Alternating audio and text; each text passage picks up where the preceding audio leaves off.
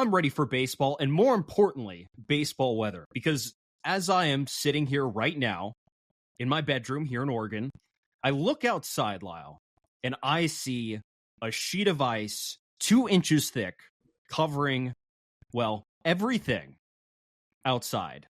And I'm like, it can't play baseball in this, first of all. Second of all, I can't do anything either. I'm really looking forward to once this episode's done, I actually have to go walk down a hill to go scout some stuff out.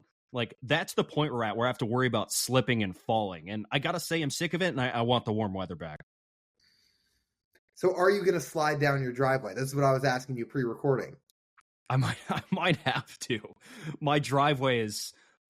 it's the parking lot for our apartment's about 5 feet off the road, and there's this little sloped driveway, which is covered in ice. It is covered in a sheet of ice about 2 inches thick, and I certainly don't want to send my car down that. So you're right. I think I should do that myself, and I'll have to report back. I always say snow is great in theory, and then it sits on the ground, and then it sucks. And everyone across the country is dealing with this, unless you live in Florida or Arizona. You don't really have to deal with this. But everywhere else, it seems like, is getting absolutely blasted. So thankfully, this is not a niche complaint I have here today. What's the actual temperature in Corvallis right now?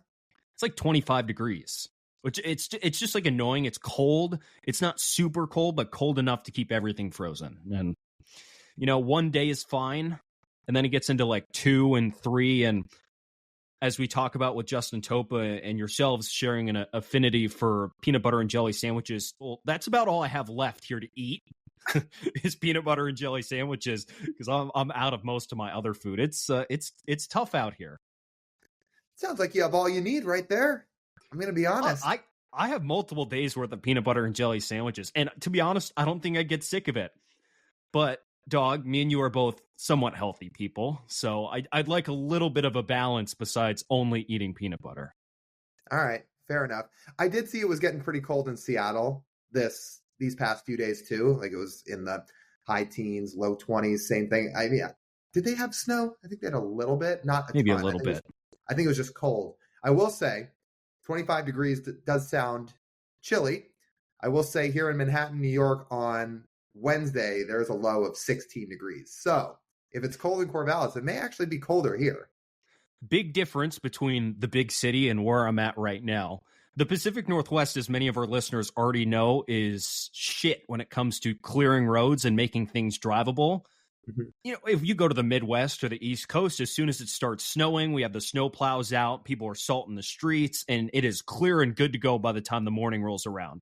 Do you know how many people have come and treated the street in front of my house or my apartment? Oh, none.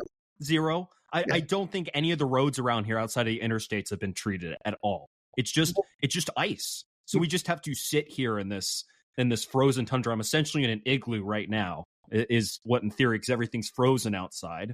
And I get to wait for it all to melt on Wednesday. It's fun. Yeah, the Pacific Northwest basically says we don't get enough snow or ice every year to put the funds into this stuff, which makes sense. I mean, it usually is only a couple days a year compared to a lot of other places where it gets really cold and you need street sweepers and people to, pave off the road or just clear off the roads and all that stuff. But yeah, in the Pacific Northwest, it's basically like the couple days a year it happens. You kind of just have to deal with it, don't you? So you're in the middle of it right now. So if I have a concussion on Friday's show, you'll know it's because in my journey to go get some salt to melt some of this stuff, I fell and hit my head. So watch out for that. Yeah. Welcome to this solo episode here on Friday of the Marine Layer podcast. TJ is sitting in the ER. We wish him well. Anyway, the Mariners. So yeah. Let's hope not. Yeah. Speaking of the Mariners, by the way, no major league moves if we're going to segue into this, but they did have some exciting news here in the last couple of days because they just signed their newest international class. We talked a little bit about Dawel Joseph, who ranks from MLB Pipeline as their number 7 international prospect. He gets the Byron Buxton comp, super athletic, is a shortstop now, but can move out to the outfield. We did talk a little bit more about him in our mailbag episode. Last week was the mailbag episode. Right? Yeah, I want to say 2 weeks ago. 2 weeks ago now, maybe a week and a half ago. But Yeah, in Or our me. mailbag episode, we did ask friend of the pod, Joe Doyle, for a little bit of a scoop on Dawel Joseph. So if you want to hear that, you can go back to our mailbag episode and learn a little bit more about Dawel Joseph. If you really want to learn a lot more, Joe's podcast, The Overslot, he did an episode where he just talked about Mariners signees and who they're expecting to sign in this cycle. And he has a lot more detail there. So go check out our friend Joe Doyle for more of that. But it's official as of today on the 15th. People should be excited. Look, he is not as highly touted as Felnine Celestin when they signed him last year. That was like the guy for the Mariners that they signed. Like, again, Julio was ranked 10th when they signed him. Noelvi Marte was ranked 10th. Lazaro Montes, I believe, was 7th. So obviously these rankings can kind of, they are not always indicative of who the best player is going to be in each international class. But obviously the Mariners have had guys in the 10s range become stars like Julio. But when you sign really, really highly touted international players, it's easy to be excited. And Celestin was the pinnacle of that last year. But Dawel Joseph, look, he's a shortstop, but he's a dude that's so athletic that even if he outgrows the position or they just decide maybe he's not a true infielder, he can play center field if they have to. Insanely good speed. He's got power. His bat speed's getting better. Like, there's a ton of tools in this guy's belt that say he could be a really good player. And look, we're projecting. We haven't seen him play live. He is 16 years old. It's going to be a while before he gets stateside. But there's reason to be excited about the guy. There's reason to think he could really, really have a future in the organization if everything pans out. The other top 50 guy they signed was Leandro Romero. He's number 48 on Pipeline's top 50. He's also a shortstop, high upside, as the notes say, but he has a lot of errors when he's there. Again, not a guy we're all that familiar with, but two top 50 guys officially have signed with the Mariners as of today. So the farm system, we talk about the youth of the farm system. I mean, it just continues to get younger, and at the lower levels especially. And that's where the strength of the system is. Maybe by the end of the season this year, it will be stronger towards the top. But with more international signings, we're talking about from A-plus ball down, from Everett down. That's where the strength is, and it continues to be fortified at every level. And how about the shortstops? How about the shortstops in this system, especially at the younger levels? Like, you can go as far down now as Dawel Joseph in terms of age range, being 16 years old. You take a step up. There's Felnine Celestin. You take another step up. There's the 3 first-rounders, Colt Emerson, Ty Pete, or I should say Fermelo's an outfielder, so Pete and Emerson, and Cole Young.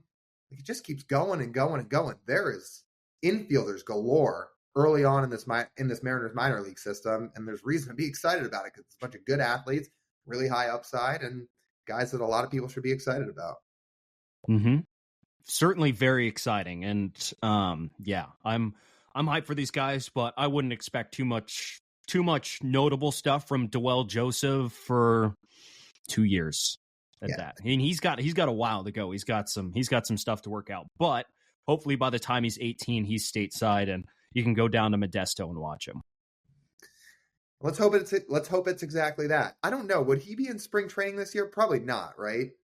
No, he'd probably be at the Dominican Academy. Yeah. I was just thinking because Celestin was last year a little bit, I think. Was he? So, I thought he was at the academy. He was there in spring training for a little bit. So maybe they'll get a glimpse of Dawel Joseph and bring him up to Arizona for at least a period of time. But again, it'll be nothing more than probably a lot of instructional work. Maybe he'll play in a little bit of the backfield games if they feel like he's ready for it. But yeah, he's a while away. It's just when the time gets here, there's reason to be excited. So Dawel Joseph, number 7 prospect, Leandro Romero, number 48 prospect. 2 of the big names that the Mariners signed in this international class. They signed 8 total guys, but Dawel Joseph, that's the highlight. So that's the Mariners news here on this Wednesday episode, recording here on Monday. International class is here. Guys to be excited about. Certainly follow them as they go along. We know TJ and I will be. You all should certainly do so as well.